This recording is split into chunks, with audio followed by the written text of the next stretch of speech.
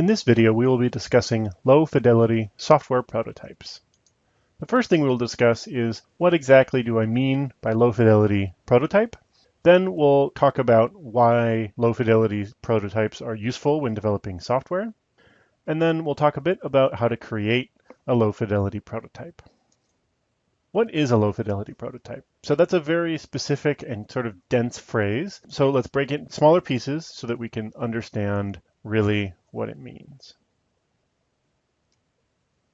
A prototype is basically just a tool for software developers and designers. It allows them to work through a difficult design or technical challenge, sort of in a space that feels more like real software than something else, so it's less abstract and it's less theoretical. It allows you to elicit feedback before committing to a plan. So this would be along the lines of showing something to an end user, saying, hey, here's what we're planning on building. Is it confusing? Tell me how you think it works based on what it looks like. And then you can get that kind of feedback very early in the software development lifecycle.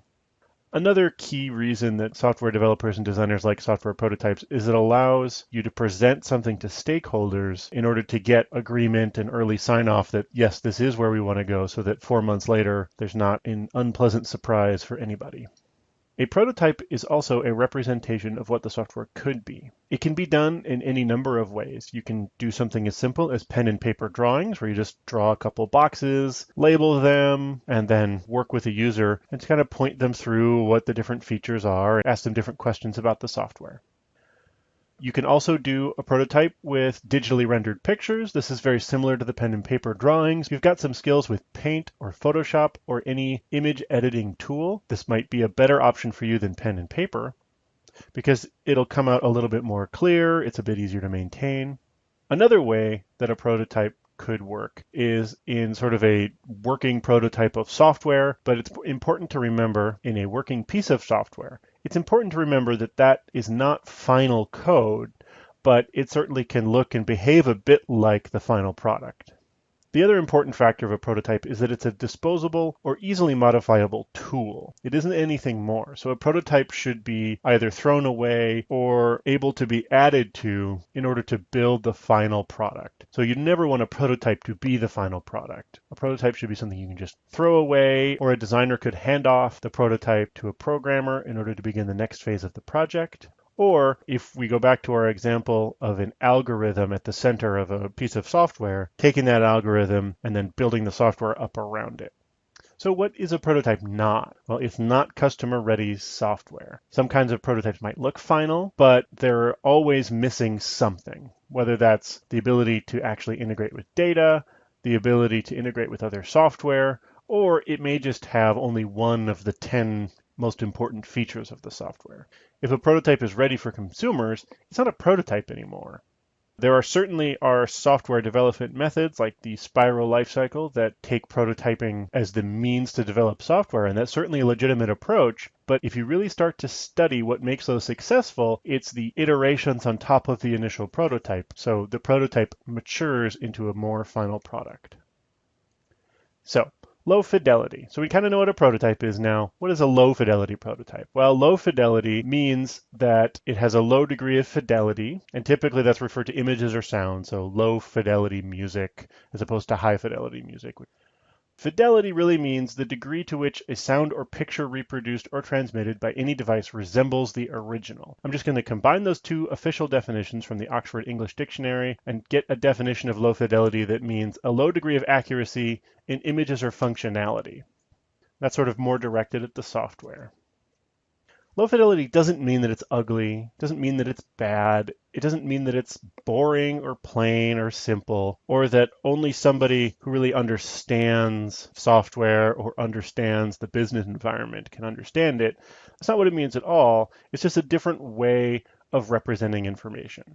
So before we get into doing this in software, let's talk a little bit about art. Photography, it's an art form. It's also a high fidelity art form. So we have a picture of two kittens. You can see the individual hair on the kittens. It's extremely lifelike. Those are real kittens that are frozen in time. Impressionist painting is a very low fidelity reproduction of the real world. So you notice that this painting, the kittens are cute, It's also a very complex painting. There's a lot of color, there's a lot of lines. You can see some of the fur, but other parts is obscured. And it's also very accessible. I know it's cats. I understand that it's cats. I'm not an artist, but you can appreciate both at the same time. And they both serve a different purpose. The big definition of a low fidelity prototype is something that, with a low degree of accuracy in images and/or functionality, demonstrates the planned software such that it gathers feedback or approval. Words are nice and all, but it might be useful to show you a low fidelity prototype. So this is a Windows app mockup that I've made. It's built on the Windows U8 design standards. It may not be perfect, but it certainly makes use of them. You can see here that I don't have pretty pictures. I just have big open spaces with a little icon in the corner that says, hey, there should be a picture here, but I don't know what it's going to be. At this point, it doesn't matter. That's what makes this low fidelity. The lines are wavy, the font is wavy. There's just placeholders for all of the really interesting dynamic content that'll catch the user's attention. All this is showing us is what happens when I click on things. What can I do? So let me show you that. So if I click on New Route, you can see there's some options, and it took me to a new screen where I've got the current position, and I can draw a route on the map. I can also have it track my location. And there's another option to search and find popular routes. Well, we can go back if that's not what we want to do, and we can look at favorites. So I've clicked on the home pet store. You can see here, there's a route. It has me at the starting place. There's a stop point over here. It goes in between the park and the pond. And then if I hover over around the pond, it changes color. I can click on it. Now I have a different route. And the title's changed over here, and I can go back. That's an example of a low fidelity prototype. So why use them? Now we know what they are, but why is this important? Well, before we get into the details of why it's a good idea, we should probably touch on when it's a good idea. Generally, you should use it early in a project, or when you're creating something really large and something that's very new that you maybe haven't done before. It allows you to sort of explore new and early ideas in a very low risk, low cost way.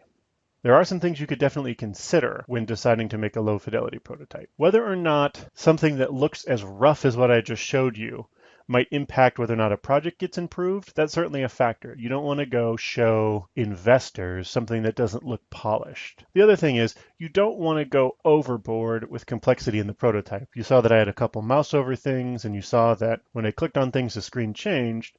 But what I also showed you was everything that does anything. So there's a whole lot of that prototype that just is a picture. It doesn't do anything. It doesn't matter. One of the big reasons that a prototype, especially a low fidelity prototype, is a good idea is that it's very cost effective. So drawing a few squares and a couple words on a piece of paper, or an easy to use digital equivalent of a piece of paper like paint, it's quick and cheap. You can throw it away very easily. And if you don't throw it away, you can reuse it or augment it with more detail as you continue on with the project. Psychology, this kind of goes back in the easy to throw away, but if it was easy to make, it's easy to throw away. You're not attached to it. The other thing that's important with that is if you get feedback and your feedback says, oh, the picture-based blocks just aren't working. I want more options and I want them right away. Well, it's easy to change a prototype at the concept level. You haven't spent a lot of time on it. It wouldn't be hard to turn those blocks into a bulleted list. This is also important when explaining things to stakeholders or like your boss. So if you spent 4 weeks on something only to turn around and throw it away, it's harder to explain to your boss. If you spent 4 hours on it, it's much easier to say, oh, that didn't work out, or we needed significant changes. That way, it just feels a lot better for everybody. Focus. So this is sort of when presenting a low fidelity prototype to stakeholders, it can really avoid a lot of distracting questions. I was using a font that was definitely handwriting style. So we don't have to answer the question of, well, what's the final font? Why are we not using Helvetica, my favorite font, or any number of other fonts that I might like? If you don't use straight lines, you don't have to answer any questions related to rounded corners or exact spacing. And if you're not using customer-ready images or art, then you don't have to talk about things like color or final images. Once you've got all the important feedback like functionality and usability feedback, then you can worry about things like font and exact spacing and square corners and colors. This has got a big long paragraph on it. I'm not going to read it exactly, but with a prototype, Earlier in the video, you saw that it was very easy for me to quickly show things like navigation and consequences of actions and things like that. If you have to write it all out in order to communicate with others, it's like users or stakeholders, that can take up a lot of space. Now we know what low fidelity prototypes are, and now we understand when they can be useful. That's nice. Now, how do we go about building them? So in order to build one, you need a goal. There's no point in making a prototype till you have a reason to do so, so a goal is really important. For this sample purpose, we'll use my super cool Windows 8 app that lets users plan out dog walking paths. And here's a breakdown of the different tools. We've kind of already talked about these a little bit, so we'll go quickly through this. Pen and paper, image editor software, and prototyping software. In this, we'll be using a prototyping software. You can see, you've already seen the end result. So hopefully you can just read this, pause it, take your time, and then I will show you the software that I'm using. It's called Axure, and I've been using it for a while.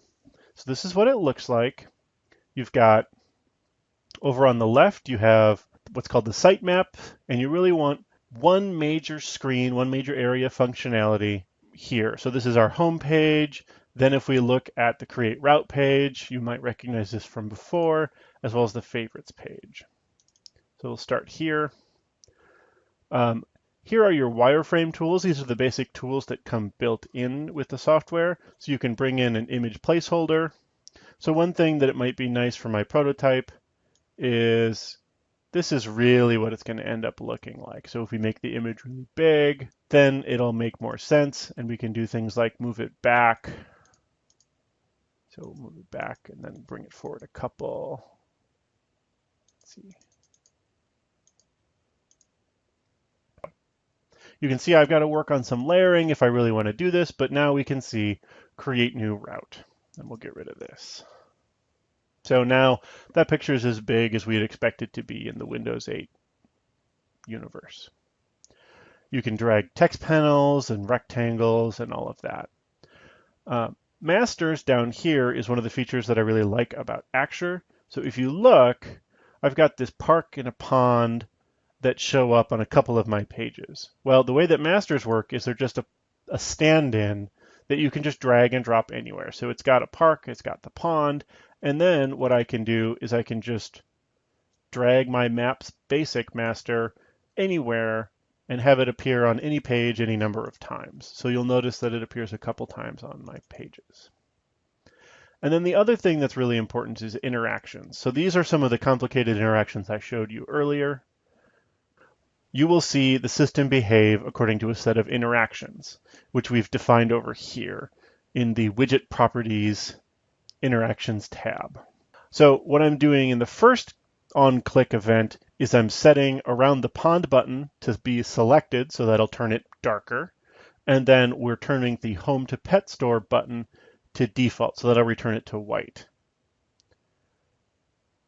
Then it'll also change the state of the map, and it'll change the title over here to say around the pond. So let's look at that interaction in our prototype. So I'm on the favorites, and I click on around the pond. Did you notice that the map changed? And that the Home to Pet Store is no longer dark like it was, and this says around the pond now. And by maintaining those interactions, it allows me to say a lot of things very quickly during a high pressure presentation. So those are just the basics and the layout of the software that I've been using, and I hope that this was informative and useful to you. Thanks for watching.